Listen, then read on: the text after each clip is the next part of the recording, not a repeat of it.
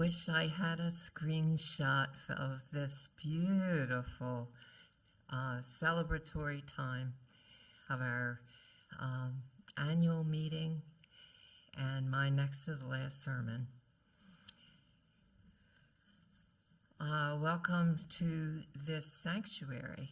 If you're a member, a friend, or a visitor. Our faith calls us to seek truth and meaning wherever we can find it.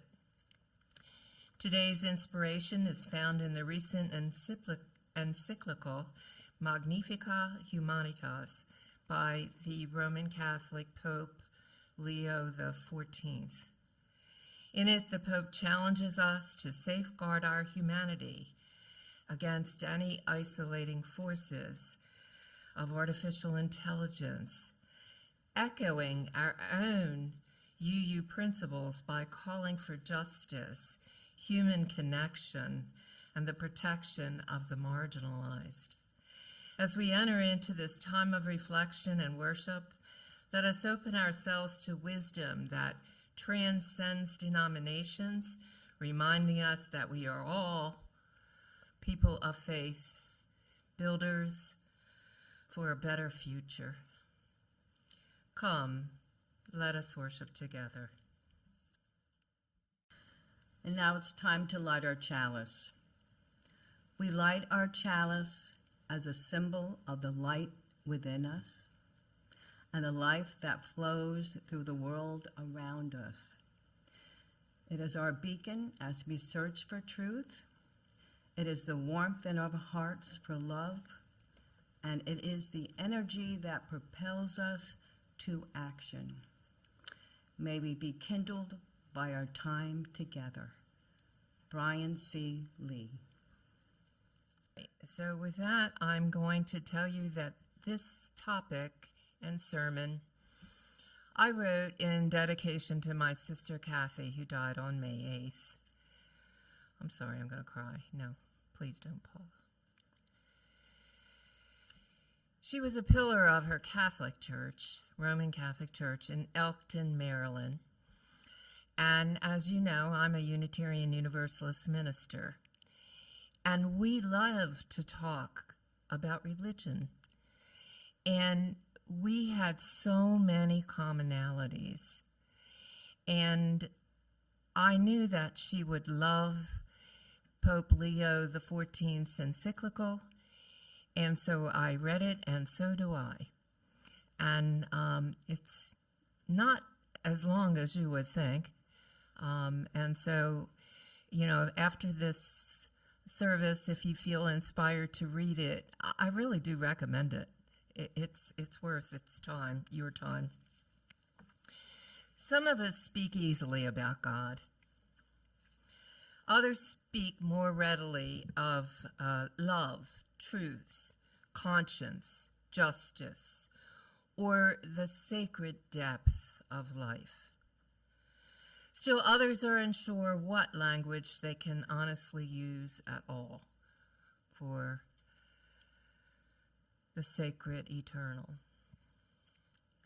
Yet beneath these different vocabularies lies a shared human question.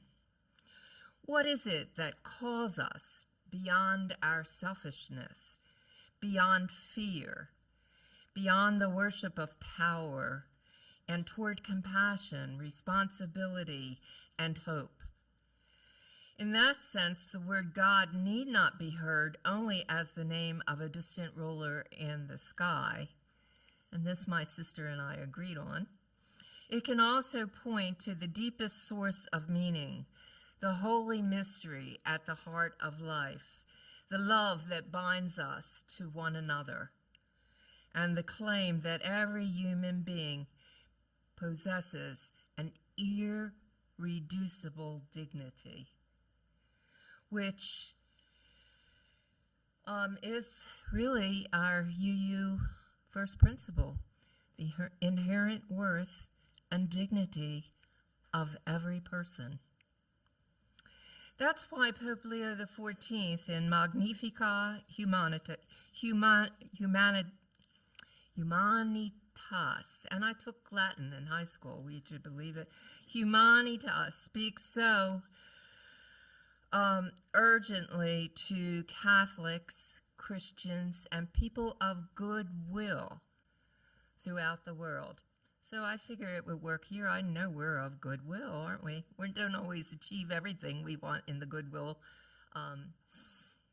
department, but that's what we want. And he spoke really urgently about safeguarding the human person in a time shaped by artificial intelligence, of which more than 50% of the U.S. is fearful of, and even more fearful of an artificial intelligence oligarchy that joins forces with a government that is not as democratic as the Constitution would like it to be.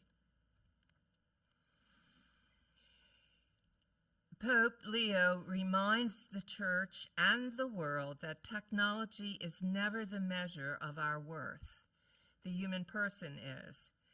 The encyclical asks not only what our tools can do, but what kind of people we are becoming as we use them. It calls us to resist any system that reduces persons to data, productivity, or utility, and instead to build a society grounded in truth, solidarity, justice, and the common good. For those who do not often use God language, this may sound deeply familiar anyway. It is the claim that life is not empty, that persons are not disposable, and that love and moral responsibility are more real than efficiency or control. In that conviction, the language of faith and the language of human dignity meet. And so this morning, as you listen to my reflection, we begin with a simple but demanding affirmation. Whatever words we use, we are called to remain profoundly human. And in that calling, we may already be touching the sacred mystery that gives life its deepest meaning. The title itself is worth hearing slowly. Magnifica Humanitas. Magnificent humanity. Or perhaps it could be translated as the grandeur of the human person. It is a beautiful and demanding phrase. It tells us that this encyclical is not only about machines, it's about us. It's about what kind of people we are becoming in a world increasingly shaped by systems, screens, speed, and calculation. Now, I want to be really clear. There is nothing in this encyclical that condemns AI. It's perceived as a great aid to humanity. It's just like all great inventions, it can be used on behalf of or against humanity. So what Leo is talking about is its use, not getting rid of AI, which none of us really would want. I, for one, don't. I look, it's my source now for a lot of references, and then I go and check them, and make sure I'm good. Pope Leo is asking a question that is older than computers and newer than tomorrow's headlines. This is an important question, what must be lost if we are to remain what must never be lost, never, if we are to remain truly human? Now, to answer that question, he naturally goes to biblical images. He picks two of them. One, I think you all know, Tower of Babel. In the story from Genesis, human beings decide to build a tower reaching to heaven so that they make a name for themselves. And it's a story about pride and misplaced confidence. And people believe that if they build it high enough, organize efficiently enough, and centralize power successfully enough, they will secure unity, greatness, and safety. But what they get instead of communion is confusion. And the project, which promised greatness, ends in scattering humanity around the earth, speaking different languages. So Leo sees in Babel a warning for our own age. And the danger is that we may begin to imagine that power itself can save humanity. We may begin to think that if our systems are fast enough, our data vast enough, our predictions accurate enough, and our technologies efficient enough, then we may not need wisdom, humility, repentance, or compassion. That is the spiritual danger of Babel, not technology itself, but the temptation to make human power into our greatest good. Now, if you are not a Bible fan, then I just urge you to think about some of the fairy tales that deliver really important moral comment. And the second image matters really. So alongside the encyclical, the Pope turns to the book of Nehemiah, which describes something like I think we try to work at as you use, the rebuilding of their city after its devastation. Nehemiah does not arrive with a fantasy of domination. He arrives in grief for the destruction of his city, prayer, patience, shared responsibility. He surveys the ruins, he listens, he gathers the people. Families, workers, leaders, and neighbors all take part in the work and the decisions about the work. The city is rebuilt not through spectacle, but through cooperation, not through self-exaltation, but through covenant, not through one great name, but through many faithful hands. And here is the heart of the message. The question before us is not whether the future will be technological. It already is. The deeper question is whether the future will still be human. Will we build a society in which persons are treasured, or one in which persons are measured only by our usefulness, a utility culture? Will we remember that each life, all lives, bears a dignity that cannot be priced, ranked, automated, or discarded? Or will we allow the logic of productivity, surveillance, and control to become the measure of everything?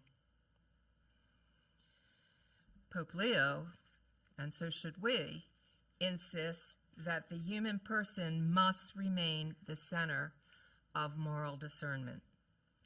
Technology must serve humanity, and humanity must never be reduced to serving technology.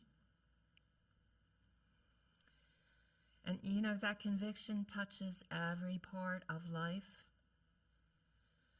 It touches truth, because a society cannot flourish if lies spread faster than wisdom, if images are manipulated more easily than reality is honored, or if public speech becomes so fractured that people can no longer deliberate together. It touches work, because labor is not merely a commodity to be optimized, but a dimension of us, our vocation, dignity, and participation in the common good. It touches freedom, because conveniences that promise ease can quietly become structures of dependency, manipulation, and exclusion. The encyclical's warning is therefore not abstract. It's about classrooms and workplaces, families and democracies, imagination and conscience.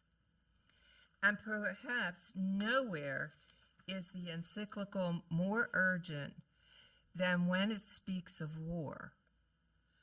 Pope Leo warns that a culture of power can normalize violence so deeply that war begins to seem inevitable, even reasonable, even permanent.